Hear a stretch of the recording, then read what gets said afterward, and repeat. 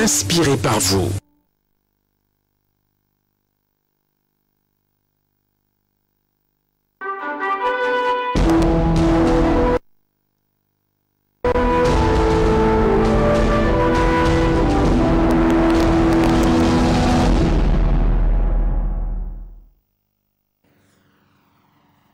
Les fortes pluies qui s'abattent depuis quelques jours au Cameroun et notamment dans la ville de Bolova ne sont pas sans conséquences pour le vécu des populations. De graves inondations ont d'ailleurs été enregistrées dans plusieurs localités de la ville de Bolova. C'est dans la région du sud du Cameroun. Nous y reviendrons dans le cadre de cette édition de l'information.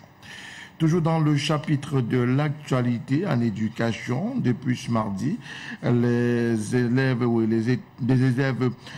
pour le compte du baccalauréat de l'enseignement général et du probatoire de l'enseignement technique sont face à leurs épreuves, mais seulement à raison des menaces de la secte islamiste Boko Haram dans le septentrion. Les épreuves ont été délocalisées pour des localités ou pour des endroits plus sécurisés. C'est d'ailleurs l'essentiel d'une information rendue publique ce jour à la faveur des épreuves écrites du probatoire technique et du baccalauréat. Toujours dans le chapitre de l'actualité, Anthony Bafoué a définitivement déposé sa démission. Celui qui aura inspecté les installations du Cameroun à la faveur de la Coupe d'Afrique des Nations, chef de délégation de la CAF, mais également de la FIFA, a définitivement claqué la porte. Il est désormais l'ex-secrétaire général adjoint chargé du football et du développement dans la Confédération africaine de football.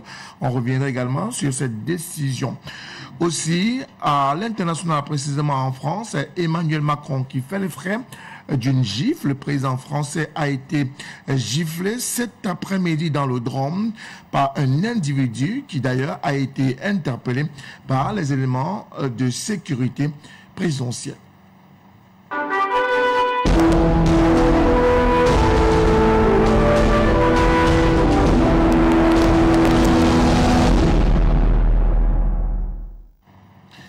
Bonsoir madame, bonsoir messieurs, merci de votre fidélité. Bienvenue à l'édition de l'information du soir. Sur la télévision du Monde, nous l'ouvrons avec ce fait de société, notamment dans la localité de Bouda, où une foule a littéralement pris d'assaut l'esplanade de la brigade de gendarmerie. Cette population en furie demandait la libération des jeunes gens gardés à vue après que ceux-ci aient participé pleinement à une vindicte populaire dans cette partie du triangle national. Patrick Ngoignan et Rostandifo pour les précisions.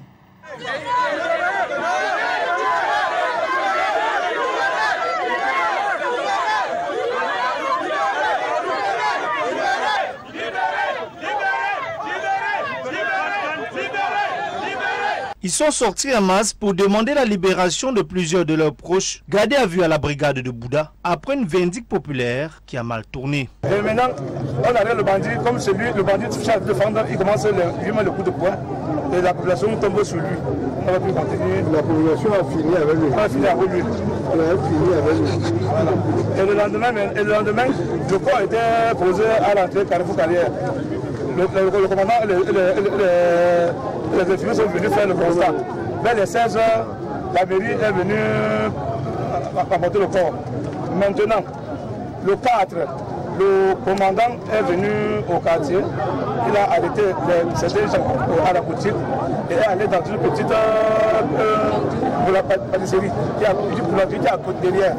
Arrêté encore certains 3 personnes. Informé de cette gronde des populations du village Batang à Bouda, le préfet du département des Bamboutos, Franklin François Itapa, est descendu sur le terrain, question de calmer les tensions. Comme l'obscurité est un ami de la criminalité, et c'est pour ça qu'on vous a demandé, on dit par exemple aux gens de ne pas cultiver le maïs dans la ville parce que vous allez voir ces temps-ci, si vous ne faites rien, il dit les comités de vigilance, vous allez entendre tout le temps qu'on a violé telle fille, on a violé telle femme, parce que plus le maïs sera grand, plus le danger sera costaud.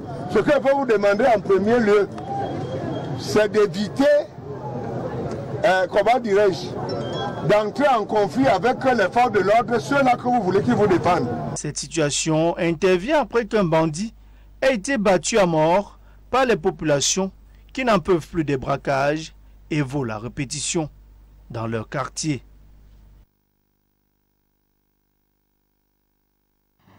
Toujours dans le chapitre des faits de société, les intempéries dictent leur loi depuis quelques jours à travers le triangle national et précisément dans la localité de Bolova. Plusieurs quartiers de cette partie du triangle national ont malheureusement subi les affres des inondations à raison des fortes intempéries. Jean Mayedna et Serge King pour les détails. Des pieds dans l'eau, des populations de la ville de Bolova et singulièrement celle du quartier Amansis dans la région du sud Cameroun. Hey, la mer, Ambaka.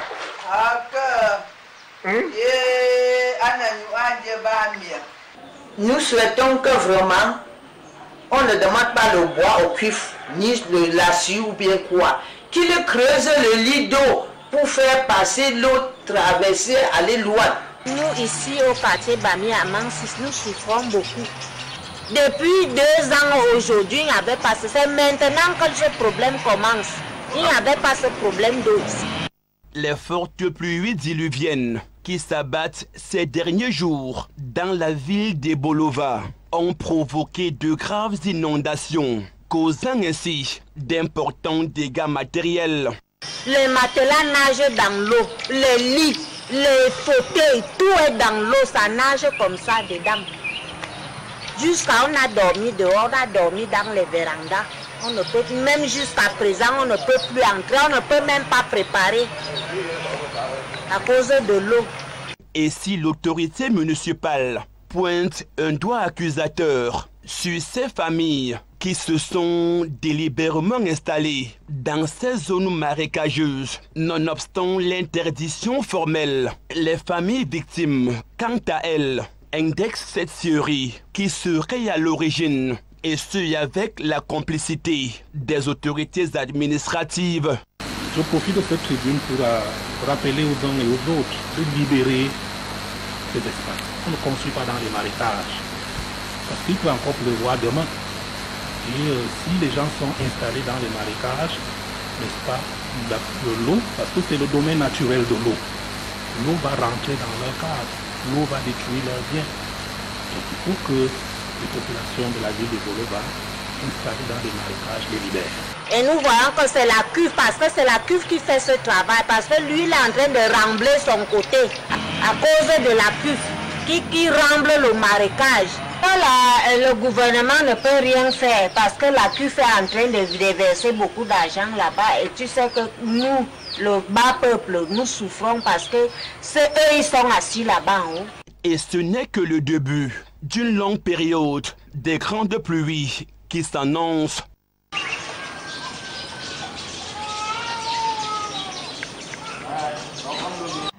Nous parlons de toute autre chose à présent. Nous mettons le cap à Yaoundé, siège des institutions où s'est ouvert ce mardi 8 juin 2021 la session parlementaire du mois de juin, une session essentiellement consacrée à l'évaluation à mi-parcours de l'action gouvernementale. La session d'ouverture a d'ailleurs été présidée par l'honorable Kabaye Gedjibril, le président de la Chambre basse du Parlement. C'était en présence de plusieurs personnalités et membres du gouvernement, Brice Armand Gomo et Elvis Ngwe. L'hymne national chanté avec fierté, la main sur le cœur, empreint d'un fort sentiment d'appartenance. Les députés sont de retour sur les hauteurs de Kolianda dans la mythique salle tripartite de l'hémicycle de l'Assemblée nationale. Toute la symbolique de l'État est là. Les membres du gouvernement avec à leur tête le Premier ministre, chef du gouvernement Joseph John Gouté. À côté, le président de la Chambre, Kabaye Gedjibril, au trône depuis 29 ans et qui donne le ton de cette deuxième session de la 10e législature au Cameroun. Une minute de silence observée en mémoire à Emilia Munjowali Faka, décédée le 20 avril 2021, et Angoyena Rosette, décédée le 24 mai dernier, ce qui porte le nombre à 7 députés décédés en un an. Une saignée inhabituelle selon le président de l'Assemblée nationale. Cette fois-ci, si le coronavirus a encore été au cœur de la session, il a surtout porté sur la gestion des fonds alloués à la lutte contre cette pandémie avec les auditions des ministres impliqués. Et la presse en a fait un marronnier. Le président de l'Assemblée nationale appelle au respect de la présomption d'innocence. Par ailleurs, sur les très hautes instructions du chef de l'État, il a été en cause afin de connaître de la gestion des fonds alloués à la lutte contre le Covid-19 dans le pays. Je voudrais vous prier les compatriotes, de bien vouloir attendre les conclusions des investigations. N'allons pas vite en besoin. Évitons tous les échanges à travers les médias et autres réseaux sociaux, au risque d'exposer certains citoyens à la vindicte populaire. Restons sereins. La question des armes est également montée à la une du discours du président de l'Assemblée nationale qui, face aux députés, a souligné la nécessité de ressentir l'urgence d'agir pour contrôler les armes au Cameroun. Les informations à notre disposition font état de près de 7 000 armes illégalement en circulation. Au moment où il est constaté, comme une montée en puissance de l'insécurité, caractérisée par des chaînes de violence ici et là, ainsi que par des actes de grande gravité. Il est urgent de circonscrire ce phénomène. Il constitue une menace pour l'intégrité physique des citoyens et même pour la sécurité de l'État. Dans un discours d'une quinzaine de minutes, Kavaye Djibril a aussi salué le départ définitif de 5000 réfugiés nigérians dans la région de l'extrême nord. Le président de l'Assemblée nationale a enfin relevé l'engagement des députés face aux attaques extérieures dirigées contre le Cameroun. Le menu législatif de cette session, qui va durer un mois, s'annonce bien alléchant, avec le débat sur l'orientation du budget, le Parlement des jeunes, des séances plénières spéciales sur les questions d'intérêt national, entre autres. En éducation, les examens officiels sont définitivement lancés à Maroua. La montée de la violence et les enlèvements des éléments de la secte islamiste et terroriste Boko Haram imposent de nouvelles stratégies pour un déroulement efficient et efficace des examens du probatoire, du baccalauréat technique et général. Les candidats à ces différents examens d'arrondissement du Mayo Moscota ont été délocalisés dans les sous-centres de Koza, c'est à l'extrême nord du Cameroun. Jean-Jemayed Naï Kazimi Banti pour les détails. En raison de la crise sécuritaire, avec les éléments de la secte islamiste de Boko Haram qui sème la terreur dans le septentrion, c'est au sous-centre décrit de Koza, dans la région de l'extrême nord Cameroun, que les candidats au baccalauréat de l'enseignement général, session 2021 de l'arrondissement de Mayo Moscota, ont été délocalisés pour passer les épreuves écrites depuis ce mardi 8 juin 2021. Ce qui concerne le bac, ils sont Tourou compose et rattaché au lycée bilingue. Donc pour le moment, c'est là. Ils sont en train de composer sans problème. Et Mozogo compose aussi à Koza. Alors vous savez, le gouvernement de la République a pris toutes les dispositions en ce qui concerne les mesures de sécurité. Ce qui fait que ces zones sont vraiment protégées. Donc il n'y a pas de crainte. Les examens vont se dérouler dans de très bonnes conditions. Pour s'assurer du bon déroulement des examens probatoires et baccalauréat technique ainsi que le bac général, le préfet du Mayo-Tanaga fait le tour des 10 centres d'examen après le lycée technique de Mokolo, où David Dador Dibango est allé s'assurer de l'effectivité des épreuves du probatoire et bac technique hier lundi. Le patron du département était l'hôte d'elle ce mardi 8 juin 2021 au sous-centre d'écrit du lycée bilingue et classique de Mokolo. Les examens dans le secondaire ont effectivement commencé. Nous sommes donc descendus pour constater des visus et apprécier, n'est-ce pas, l'effectivité de démarrage de ces examens-là. Il ressort globalement que les taux de participation sont très élevés. Nous sommes à plus de 99%, et ce qui augure de bons lendemains pour notre département.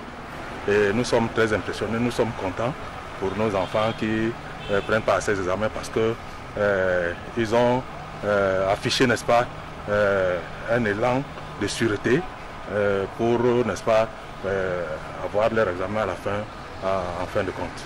Et hormis quelques cas d'absence, ces différents examens se déroulent jusqu'ici sans anicroche. Nous n'avons pas enregistré d'incident. Seulement, nous avons fait le lycée bilingue. Il y a eu comme absent, on a enregistré 2. Et au lycée classique, nous avons enregistré aussi 5 absents. Ça nous enchante parce que c'est les gros porteurs du département. Les établissements qui, dès que ça chancelle, ça bascule taux de réussite. Donc nous sommes très contents parce qu'avec l'encouragement des autorités administratives, vraiment ça nous encourage beaucoup. Il n'y a que quelques absents, ça ne peut pas manquer dans toutes les sociétés. Il y a eu 2 absences au lycée bilingue et 5 absences au lycée moderne. Bon, c'est pas sur près de 2000 candidats, c'est très insignifiant. Donc nous sommes confiants. La sécurité sera ainsi de mise jusqu'à la fin des examens officiels de la session 2021. Nous restons en éducation et nous parlons des épreuves écrites du baccalauréat de l'enseignement secondaire général qui ont donné ou connu leur kick-off ce mardi 8 juin 2021. Et à la faveur de ces examens, nos reporters Merveille Moukoko et Patrice Foucault sont rendus dans 2 sous-centres dont la ville de Douala dans le département du Ouvri, notamment les sous-centres du lycée Jos au quartier administratif de Bonyanjo et du lycée d'Akwanon à Bonamoussadi dans le 5e arrondissement où des milliers de candidats étaient au top départ. Reportage. Plus de 20 000 candidats ont affronté les épreuves du baccalauréat d'enseignement secondaire général ce 8 juin dans le département du Vouri. Au sous-centre écrit du lycée Jos, on compte 11 absents sur les 754 inscrits. Qu'à cela ne tienne, la concentration est au rendez-vous. Aucun incident n'ayant été enregistré et les mesures dites barrières étant respectées autant que faire se peut, les candidats des séries D étaient face à la philosophie. Ceux des séries A4, C et E, quant à eux, se sont retrouvés face à la littérature. Au terme de ces premières épreuves, les candidats restent confiants. C'était abordable, un peu plus facile que ce qu'on a fait en classe et pour la suite, bon, on a encore la confiance. Dans le Vouri, le lycée Jos a la particularité d'accueillir spécialement les candidats handicapés, raison pour laquelle ils se sont retrouvés dans une salle qui leur est exclusivement réservée. Le centre du lycée Jos a une spécialité. C'est un centre spécialisé pour les déficients. Nous en avons 4 et ils sont tous présents. Le bilan de la chargée de mission du sous-centre écrit du lycée Jos se veut rassurant pour la suite. Le centre a respecté les mesures barrières. Il y a de l'eau coulante et du savon. Il y a la salle d'isolement au cas où elle n'est pas encore occupée parce que tous les candidats se portent bien. L'examen a été lancé à 8 heures. Autre lieu, même atmosphère, c'est le lycée d'Akwanon à Bonamoussadi où on dénombre 10 absents et un cas de maladie, ce qui n'a en aucun cas entravé le bon déroulement de l'examen. Les examens se déroulent très bien. Jusqu'à présent, nous n'avons pas eu un incident majeur, en dehors des absents que nous pouvons dénombrer au nombre de 10. 6 filles, 4 garçons. Oui, et ils sont au total 751. candidats. Dans l'optique de coordination, Sylvestre Moukala, fils délégué départemental des enseignements secondaires du Vouri, a fait le tour de quelques sous-centres sur la trentaine que compte son aire géographique. Nous avons dénombré 20 525 candidats qui ont pris la ligne de départ et nous avons 243 absents. Pour l'heure, aucun cas de Covid n'a encore été dépisté. Et évidemment, toutes les dispositions ont été prises sur le plan sanitaire. Nous avons le dispositif de sécurité a été vraiment mis en branle. Il faut dire que dans le département de Vouri, les examens se déroulent avec une certaine quiétude. Ces Camerounais qui frappent à la porte du supérieur ont jusqu'à la fin de la semaine pour restituer les connaissances acquises et rentrer en possession du précieux sésame. Même son de cloche au lycée bilingue de Mélon, qui est un sous-centre dans le département du Mongo. Là-bas, les candidats ont répondu présent, respectant les mesures barrières, donnant ainsi la possibilité de pouvoir braver sereinement les épreuves qui leur ont été soumises. Reportage.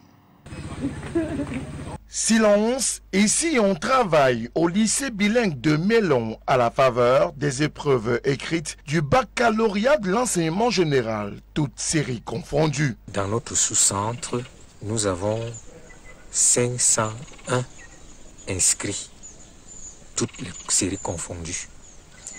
Et pour cette matinée, nous avons noté 5 absents. Et 4 garçons, une fille. Nous avons bien commencé ce matin. Il n'y a aucun incident, aucun. Ils sont répartis dans 22 salles de classe, ce qui fait un total de 44 surveillants, parce que c'est 2 surveillants par salle, et près de 6 surveillants des surveillants. On a une cinquantaine d'enseignants mobilisés. Il n'y a aucune difficulté. Vous voyez, le campus est très calme. Tout se passe très très bien.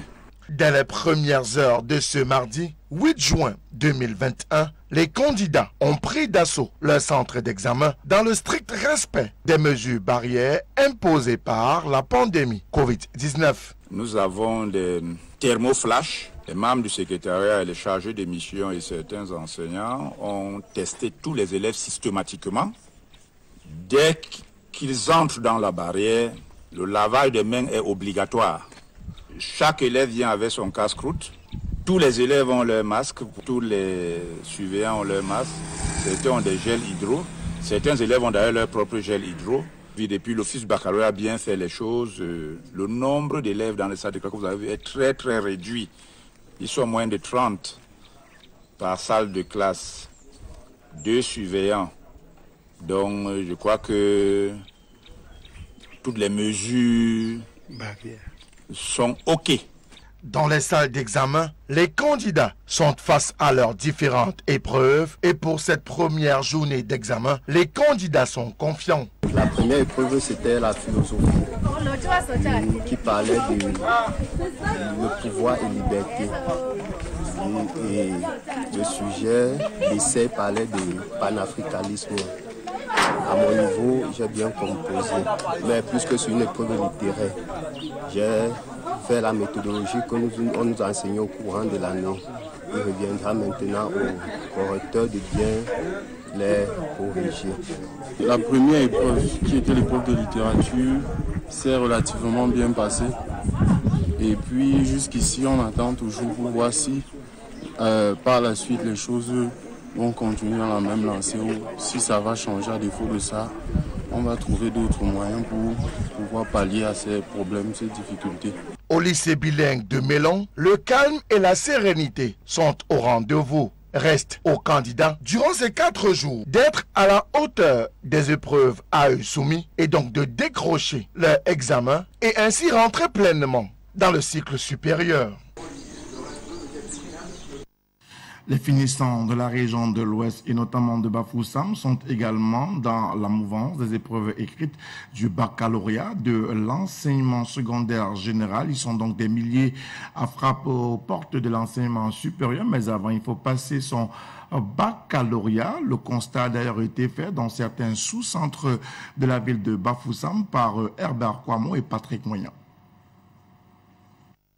Dès 7 heures de ce 8 juin 2021, jour de démarrage des examens officiels de l'enseignement général, notamment les baccalauréats de l'enseignement général et le General Certificate Advanced Level, ne pouvaient avoir accès au centre du lycée bilingue de Bafoussam que ceux des candidats qui arboraient leur masque de protection faciale, présentaient leur gel hydroalcoolique et après une prise de température à l'aide d'un thermoflash, par la suite, le candidat se dirige vers sa salle de classe où il sera identifié et montre patte blanche avant d'entrer dans la salle.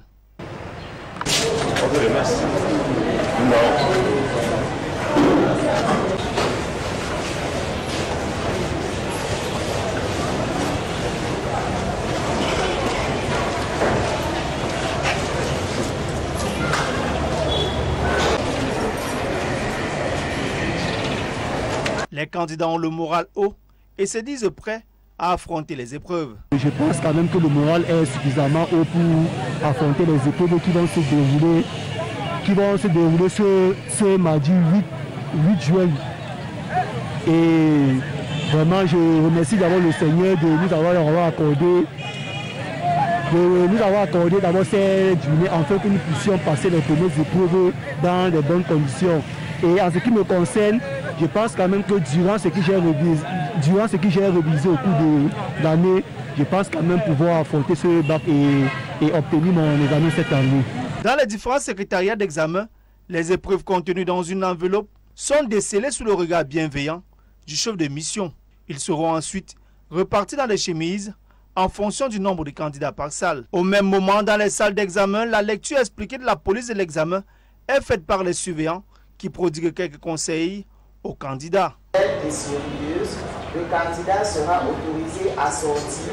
Avant les 30 dernières minutes en temps, tu peux aller à l'épreuve.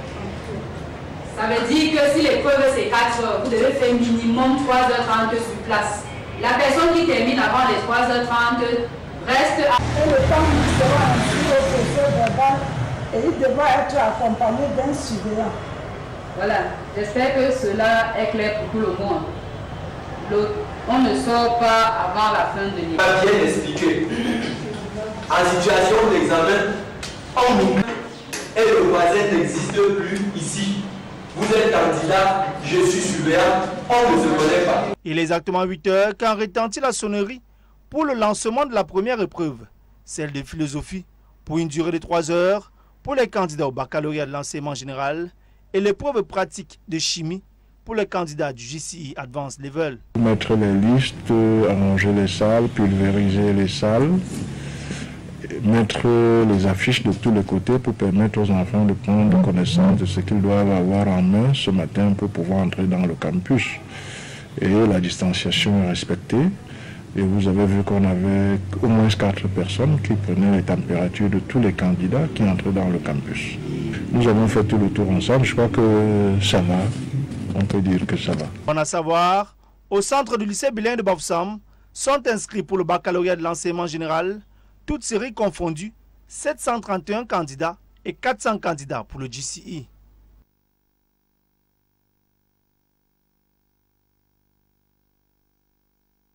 Nous parlons à présent de la crise anglophone et notamment de cette position prise par les États-Unis d'Amérique en faveur du retour à la paix dans ces deux régions en crise depuis 2016, et ce à travers une sortie du secrétaire d'État américain Anthony Blinken précise que des restrictions de visa sont désormais possibles contre toute personne qui continue de militer pour les troubles et la guerre dans les régions du nord-ouest et du sud-ouest du Cameroun. Reportage.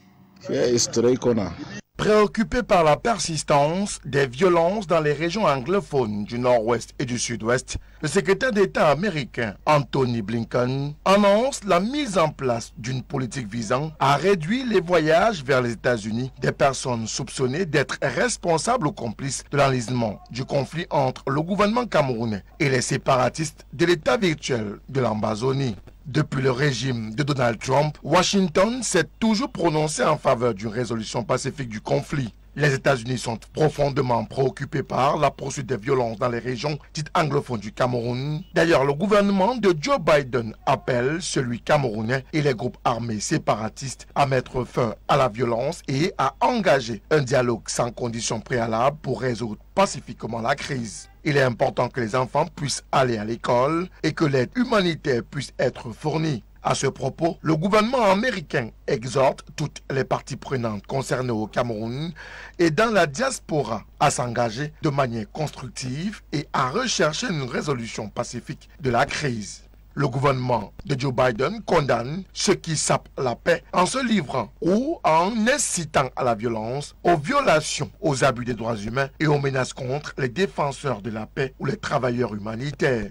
Il est donc désormais mis en place une politique imposant des restrictions de visa aux personnes soupçonnées d'être responsables ou complices de l'entrave à la résolution pacifique de la crise dans les régions du nord-ouest et du sud-ouest du Cameroun. Cette décision reflète l'engagement du gouvernement américain à faire avancer un dialogue pour résoudre pacifiquement la crise anglophone et soutenir le respect des droits humains. Les États-Unis soutiennent fermement le peuple camerounais et restent déterminés à travailler ensemble pour faire progresser la démocratie et la prospérité mutuelle entre les États-Unis et le Cameroun.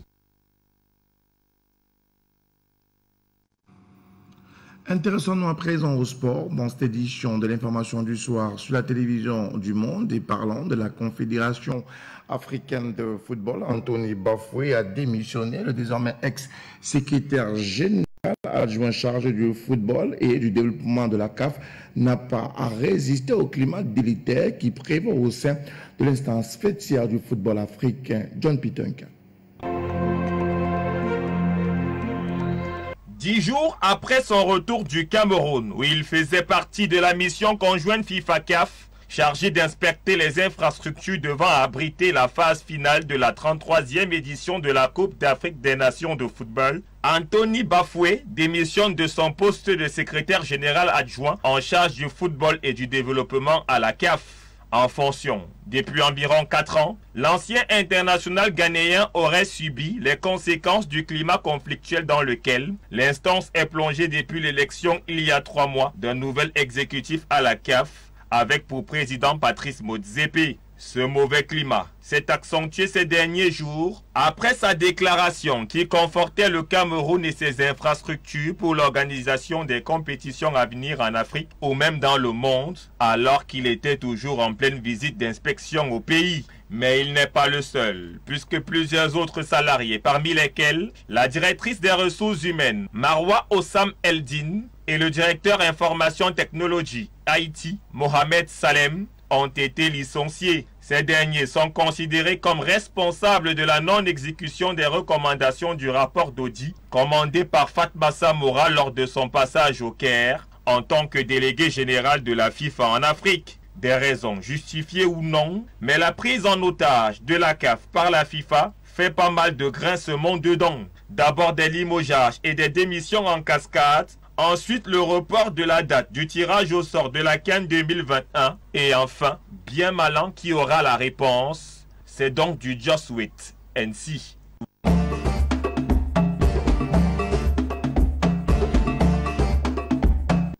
Nous parlons toujours de football et notamment de la Coupe d'Afrique des Nations Cameroun 2021, plus que 7 mois avant le kick-off de cette grande messe du football africain. Mais au Cameroun, les doutes persistent, surtout après le report de la cérémonie officielle du tirage au sort. Mais à date, une question reste tout de même sur les lèvres des millions de Camerounais. Le Cameroun sera-t-il prêt à date?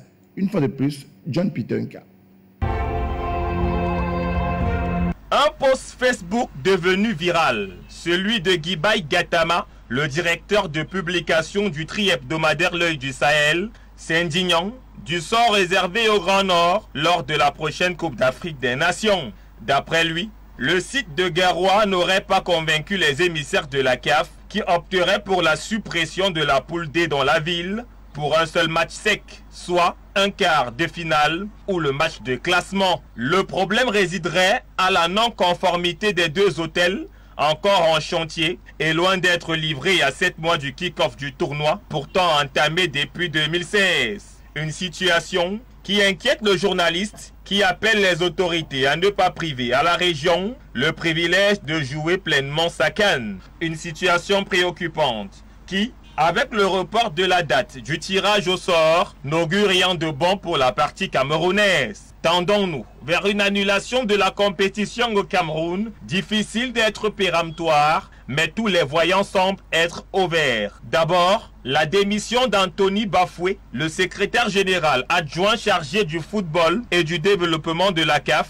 qui aurait reçu des remontrances de ses patrons après avoir parlé de manière dithyrambique des infrastructures du pays, alors que les visiteurs CAF FIFA n'avaient pas encore terminé leur boulot sur le terrain. Et pour ne pas arranger les affaires du Cameroun, le Maroc, vieil ennemi du pays, se proposerait comme une alternative sérieuse en cas de doute de la CAF. Le journal La Gazette du Fennec, dans sa publication du 7 juin 2021, confirme même d'ailleurs que le Maroc fait un forcing pour dérober la CAN 2021 au Cameroun. Un titre évocateur qui vient mettre une pression supplémentaire aux autorités camerounaises. Après le glissement de 2019, le Cameroun croyait avoir échappé au feuilleton CAN, surtout après l'organisation du championnat d'Afrique des Nations en janvier 2021. Pour l'heure, le Cameroun tient toujours sa Coupe d'Afrique des Nations, mais la rencontre de la délégation de la CAF, conduite par son secrétaire général et le comité d'organisation locale du tournoi dans les prochains jours, nous permettra d'être fixés sur le futur du Cameroun à 7 mois du kick-off.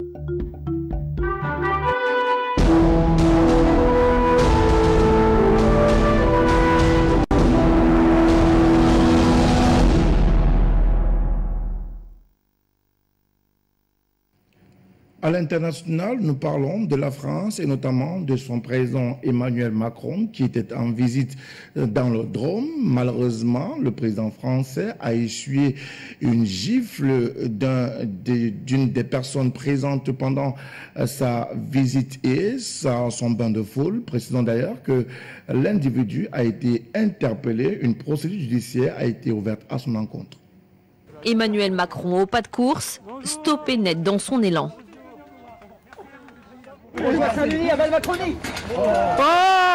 Un homme vêtu d'un t-shirt kaki hurle un cri de guerre royaliste et gifle le chef de l'État.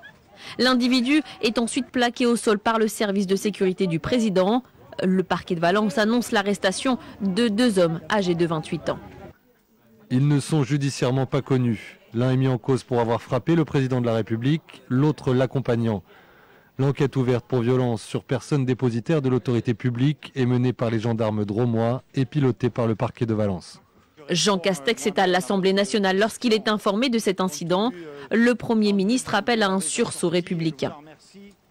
Faisant suite à l'agression dont a été victime le président de la République, simplement pour indiquer à la représentation nationale, j'en suis sûr tout à fait solidaire, qu'à travers le chef de l'État, c'est tout simplement la démocratie qui est visée. Les condamnations se multiplient au sein de la classe politique. Sur Twitter, Manuel Bompard de la France Insoumise exprime sa solidarité à Emmanuel Macron. À l'extrême droite, la présidente du Rassemblement national, Marine Le Pen, dit condamner une agression physique intolérable. Cet incident survient alors qu'Emmanuel Macron effectue sa 2e étape de son tour de France des territoires, une manière, selon l'Élysée, de prendre le pouls du pays. Dans ce village de la Drôme, le chef de l'État allait à la rencontre des apprentis du lycée hôtelier de Tain-l'Hermitage. Emmanuel Macron a ensuite poursuivi sa visite. Madame, Monsieur, c'est la fin de cette édition de l'information du soir sur la télévision du Monde. Merci de l'avoir suivi. Restez en compagnie de nos programmes qui se poursuivent. Bonsoir à toutes et à tous.